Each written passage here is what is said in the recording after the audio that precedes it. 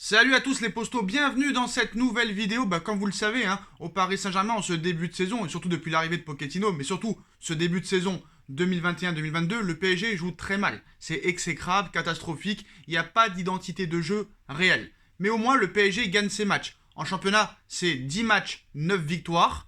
Et en Ligue des Champions, le PSG est quand même en tête de sa poule. Mais c'est vrai qu'au niveau, du jeu, c'est très brouillon, on s'y retrouve pas, on s'ennuie et on kiffe pas vraiment voir cette équipe du Paris Saint-Germain. Surtout qu'en Ligue 1, normalement, tu devrais gagner des 4-0, 5-0, 6-0 et il faut pas mettre ça sur l'absence des Sud-Américains et des blessés. Donc maintenant, on espère peut-être que au fil des semaines, ça va s'améliorer. Est-ce que ça peut vraiment être pire? Je ne sais pas.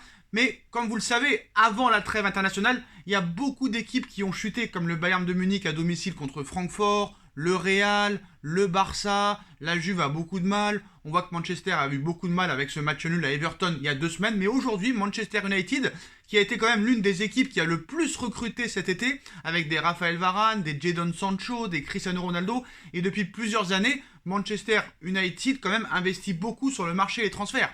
Et Manchester United s'est incliné 4-2 à Leicester City cet après-midi en mettant l'équipe type.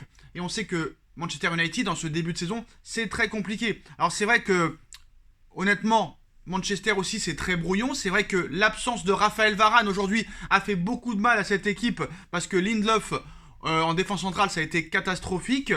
Mais l'équipe type était là. On avait du Ronaldo, du Jadon Sancho, du Bruno Fernandes, du Greenwood, du Paul Pogba au milieu de terrain. Paul Pogba qui a été assez catastrophique. Alors c'est vrai que avec l'équipe de France, il a été exceptionnel. Il y a un Paul Pogba avec l'équipe de France et un Paul Pogba avec Manchester United. C'est clair, c'est net, il faut l'avouer. Et ceux qui ne l'avouent pas sont réellement des incapables. Parce que réellement, le Pogba de l'équipe de France, comme le Kylian Mbappé depuis le début de saison en équipe de France, c'est pas le même qu'en club.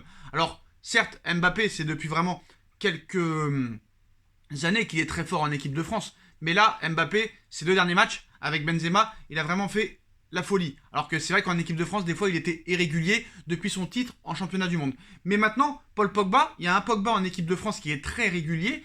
Et à Manchester, c'est pas la même chose. Et on a vu que ce soir, Manchester United en a pris 4 dans la tronche. Pourtant, ils avaient mené au score grâce à Greenwood pour après se faire prendre une raclée. Alors, il y a Rashford qui est rentré et qui a marqué.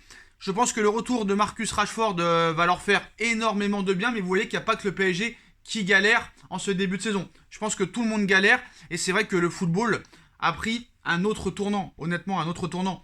On voit que Lille, qui était champion de France l'année dernière, n'arrive plus à gagner un match.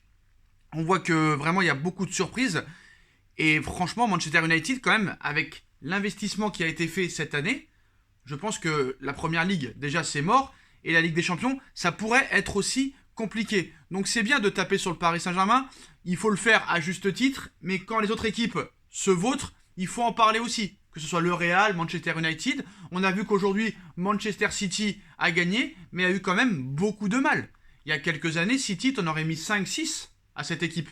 Mais là maintenant voilà. Donc United qui perd ce soir, alors est-ce que United dit déjà au revoir au titre? C'est fort possible, mais Manchester City par exemple qui a gagné 2-0, mais voilà, ils ont eu du mal, beaucoup de mal, et c'est vrai que ce but de Kevin De Bruyne à la 70e minute, excusez-moi, a fait beaucoup de bien contre une équipe de Burnley qui leur a posé des problèmes. Mais bon, voilà, Manchester United commence déjà à être distancé. On sait que en plus Liverpool c'est du très très lourd, Chelsea aussi c'est du lourd, mais voilà, comme quoi, je vous explique que c'est pas parce que tu achètes 300 millions d'euros de mercato tous les étés que tu vas faire quelque chose. Alors certes, vous allez me dire, oui mais regarde Sacha, les investissements faits à Chelsea, ça leur a permis quand même de gagner la Ligue des Champions, c'est vrai, mais pour les autres équipes, des fois c'est très très flou. On a vu les investissements du Barça ces dernières années avec les Coutinho, les Dembélé, les Antoine Griezmann, ça n'a pas marché. Pareil pour le Real à une grande époque des Galactiques.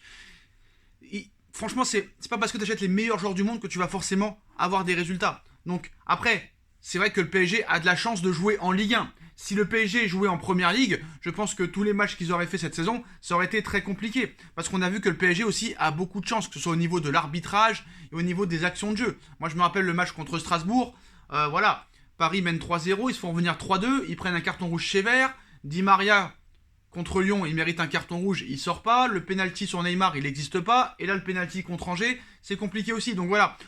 Est-ce que le football a vraiment progressé et que maintenant il n'y a plus de petites équipes, ça date pas d'hier. Ça date vraiment pas d'hier. On voit des équipes maintenant qui peuvent battre tout le monde. Tout le monde peut battre tout le monde et ça c'est très clair. Mais bon voilà, quand je regarde le match de Manchester United cet après-midi, je vois qu'ils sont tombés tout simplement sur plus fort que eux. Parce que Manchester a essayé quand même de faire quelque chose dans ce match. Ils n'ont pas joué avec... ils n'ont pas joué en sénateur, ils ont essayé de faire quelque chose. Mais Leicester a été vraiment très fort. Et Leicester est une très très bonne équipe. Hein. On l'a vu l'année dernière, on l'a vu en 2016, ils ont été champions d'Angleterre et ils continuent dans cette lancée. Voilà, ils sont très très bons. Mais c'est vrai que Manchester United, je pense que le problème là aussi est l'entraîneur. Parce que Ole Gunnar Solskjaer, ça fait quand même depuis 2019 qu'il est là. Il n'y a aucun progrès. Aucun progrès dans cette équipe.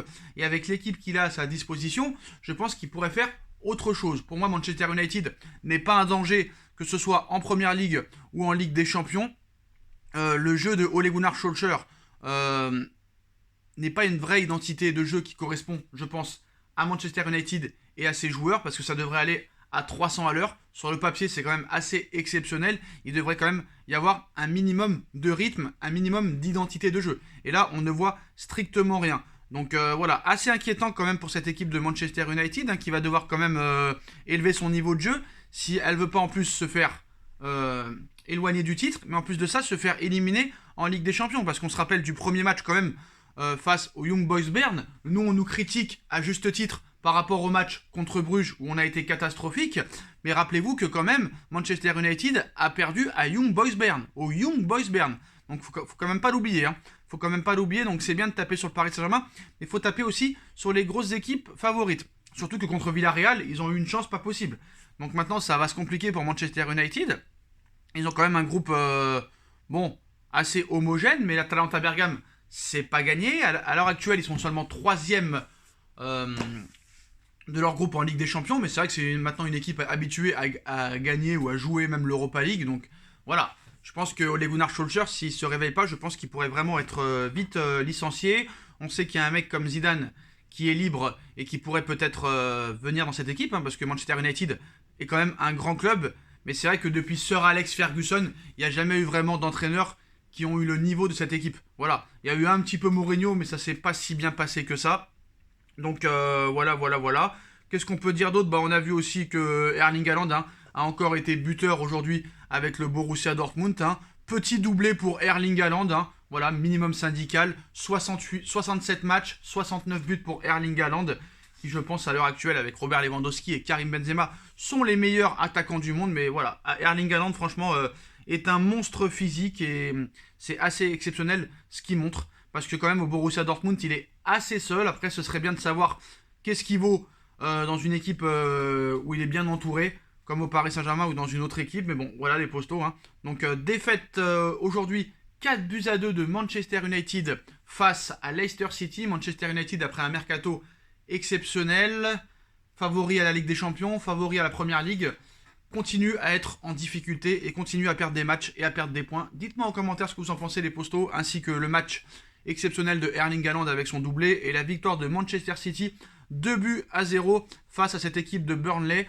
Dites-moi votre favori aussi. On va parler aussi 2 minutes quand même, hein, parce qu'il faut en parler, parce que c'est quand même assez exceptionnel. Excusez-moi, j'ai failli oublier d'en parler. La victoire exceptionnelle, encore une fois, de Liverpool cet après-midi à Watford, avec encore un but du trio magique chacun. C'est-à-dire, nous avons un but de Sadio Mané, un triplé de Roberto Firmino et un but de Mohamed Salah. Comme le match contre Porto, les 3 de devant marquent. Et c'est ça qu'on demande au Paris Saint-Germain. C'est ça qu'on demande au Paris Saint-Germain. De gagner des 3, des 4-0 tous les week-ends. Avec 2 buts de Neymar, 3 buts de Messi, 1 but de Mbappé. 2 buts de Mbappé, 2 buts de Messi, 1 but de Neymar. 3 buts de Neymar, 2 buts de Messi, 1 but d'Mbappé. C'est ça qu'on demande. C'est ça un trio magique. Et le trio magique et le meilleur trio magique à l'heure actuelle, c'est celui de Liverpool. Salah, Mané, Firmino. C'est simple, c'est clair, c'est net, c'est précis. Mais pour moi, honnêtement, à l'heure où je vous parle, une situation après 2 mois de championnat, je pense que Liverpool est le grandissime favori pour gagner la Première Ligue et peut-être aussi la Ligue des Champions. Et je pense qu'à l'heure où on parle, le meilleur entraîneur du monde est l'entraîneur de Liverpool, Jürgen Klopp. Et je pense que voilà, un coach comme Jürgen Klopp au Paris Saint-Germain, ce serait quand même assez exceptionnel. Mais je pense qu'il n'est pas prêt de quitter Liverpool. Mais Liverpool, je pense, va revenir au devant de la scène. Et ce qui est assez exceptionnel, ce que fait Jürgen Klopp avec Liverpool, c'est que voilà, il a tout gagné en 2019, il a gagné la Première Ligue en 2020. On a vu que la saison 2020-2021 a été très difficile et très compliquée pour Liverpool. On pensait que c'était une fin de cycle et que Jürgen Klopp n'aurait pas pu arriver à faire remonter cette équipe. Et pourtant, il réussit à faire monter cette équipe. En Ligue des Champions, c'est assez impressionnant ce qu'ils font. En Première Ligue, c'est assez impressionnant. Ça enchaîne les buts. Le trio magique marche exceptionnellement bien. Donc attention à Liverpool, grand danger cette année pour le titre de Première Ligue et la Ligue des Champions qui pour moi sera un ogre. Et pour moi, à l'heure actuelle, sont les grands favoris peut-être pour les deux compétitions. Dites-moi en commentaire ce que vous en pensez les postos et on se retrouve très vite pour une nouvelle vidéo. Tchuss.